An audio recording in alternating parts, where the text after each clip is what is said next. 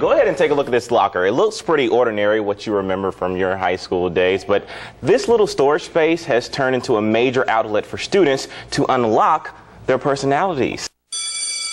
School is back in session, but before the first bell rang and before the first homework assignment, for a number of students, there was something that just had to be done. Meet Taylor. It's fun to get the compliments and stuff, and then it's fun to decorate it. Laura. I just felt I need to, and I'm really creative, so I was just like, you know what, if I have a chance, I'll do it.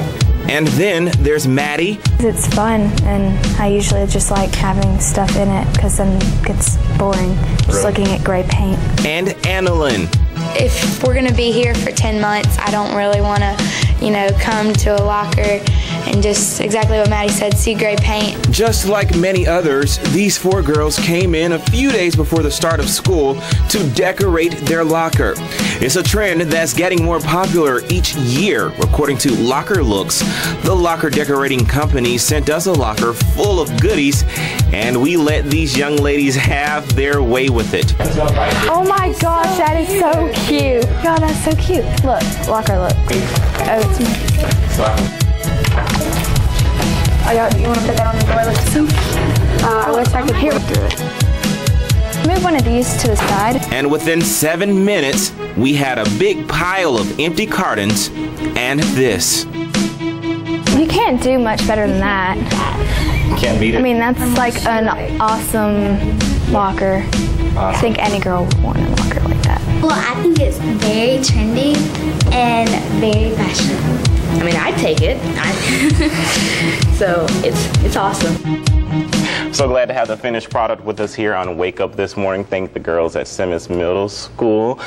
My favorite part again, the chandelier on the inside. They chose the black rug instead of the pink one. They wanted to make that note, so I did. And also, it is okay for the guys to decorate their locker. There were several guys that did decorate their locker. They were just a little, for some reason, ashamed to get on camera. That's okay. If you want a link to Locker Looks, go to our website, cbs42.com, and I do want to send a special thanks to Jason Gaston with Hoover City Schools for helping us with this story. Guys. Why do some guys wait to the very last minute, the very last second to do Valentine's Day shopping? Well, the answer is simple. We can't buy the flowers too far ahead because guess what? A lot of us don't know how to take care of flowers, so they'll probably turn brown, wither up, and die. We can't buy the box of chocolates too far ahead because we probably will end up eating them all before they even get to the lady. So face it, guys, some of us kind of forget. It's okay. You can wait to the very last minute to do your shopping, but you got to do it quickly. I'm going to help you out today. Come with me. Let's go. Okay, because you waited to the last minute, it's going to be crowds everywhere, so you got to go to the smaller stores where you can get more bang for your buck. One of my personal favorites, the DG, the doggone Dollar General. You want to know another lifesaver during this type of situation? The gas station. Yeah, look what I found right in the gas station. Roses. I mean, they're not the real ones. They're artificial, but they'll last a lifetime. So you're on your way home and you realize, man, I forgot to pick up that Luther Vandross CD. Don't worry. Who needs a CD when you can serenade your lady? Could you be the most beautiful girl in the world? Works every time. All right, guys, so let's take a look at everything we have. Got the roses from the gas station. Got a card from the store. Stuffed animals, women love those. Candy, and the most important thing, wait for it, bam! Yes, the TV dinner. We gotta make some dinner for our lady today. This is some quality stuff. Pepper steak and rice, please.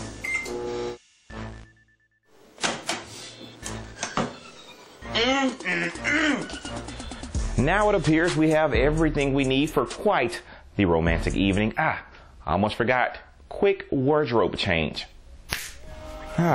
That's better. Well, here it is. The best last-minute Valentine's Day shopping, guys, you'll ever experience, and I'm sure your lady will never forget. Yeah, I know. Pat on the back, huh, for a job well done. You can thank me later. Could you be the most beautiful girl in the world? Plain to see, you're the reason that God made a Very, very true, Brooke. I was simply amazed at what I found in Anniston. And if you haven't discovered this treasure before, prepare to be amazed also. Venture to slither along the serpent's path, dare to dance with the howling wolves, or how about braving the sands of a Nigerian safari? These are the wonders that await you at the Anniston Museum of Natural History. You will literally be taking a trip around the world when you visit Anniston Museum. You'll begin in the ancient part of the earth with the dinosaurs and the fossils, and you'll travel all the way through the American wilderness, through Alabama from the coast to the mountains, through the Birds of the Americas Hall, into Africa itself, and finally to ancient Egypt, where you'll meet our 2 Ptolemaic era mummies. Rooted in the soul of Anniston, the 80-year-old museum stands next door to the fantastic Berman Museum of World History, presenting its visitors with the real factor, perhaps going beyond your wildest imagination. In the entire museum, the animals are real. You heard her right. The animals are real. Besides the dinosaurs and this hippo, every creature here once moved around, ate, slept, once breathing with a heartbeat. You're not just seeing something that was created. This is a real thing, and many of these things are dozens or hundreds of years old. A wealth of wonders right in Anniston, Alabama. It's an odyssey so close that takes us so far away. And we are so convenient, and we do have guests from all around the country, even other countries that come here and are amazed at the quality of our exhibits.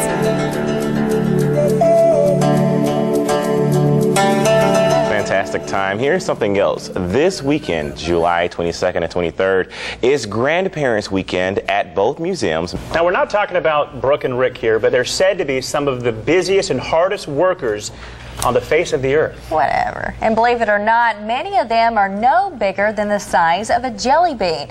And Rick, that's surprising because I really thought that you were the busiest and the hardest worker on earth. Well, Brooke, I don't quite fit that description. Who knew? Size of a jelly bean. So imagine my surprise when I visited a few local colonies. Bee colonies, that is. They're quite the busybodies, I must say, and they're keeping those in charge of caring for them busy as well. I haven't been stung today yet. Not yet today. Jimmy Carmack gets stung a lot. Actually, he's been getting stung for about 38 years now. He doesn't mind the pain because the payoff is so sweet. You see, Jimmy makes honey from the thousands of honeybees in his backyard. He says beekeeping isn't as simple as it was 3 decades ago. It used to be that you could just stick a colony of bees out and forget about them, and they thrived, did well, produced honey, survived, and everything was, it didn't take a lot of work on your part. The blame is being pointed at the new pests and diseases that have migrated into the U.S. One of the things a beekeeper has to do is learn how to recognize and diagnose problems with their bees. Also in his backyard is what he refers to as the bee hospital. They're a little closer to us, and we can look in them a little more frequently and make adjustments that we need to make and try to boost them back up to the health that they need to be in. This is Cap Honey on. Gotcha. The bee doctor had no problem giving me a tour of the bee hospital. Part of the way that bees communicate is chemically through different scents. We explored the colonies, each housing 50 to 60,000 bees. There's a frame of capped honey that's ready to be harvested. We store queen bees that we have bought from queen breeders. The bee with the white dot painted on it is the queen, and it's a common beekeeping practice to mark the queen. While it's all interesting to say the least, Carmack says it's a tough job, and he's proud to be the one to do it. That's what most beekeepers are. They are the doctor of their bees. All right, so I have a note. It takes a lot of honeybees to make honey. All right, in fact, one worker bee in its lifetime will produce about 1/12 of a teaspoon of honey. in its lifetime. Wow. So a lot, and this is some really good stuff, by the way. Oh my goodness. Yeah.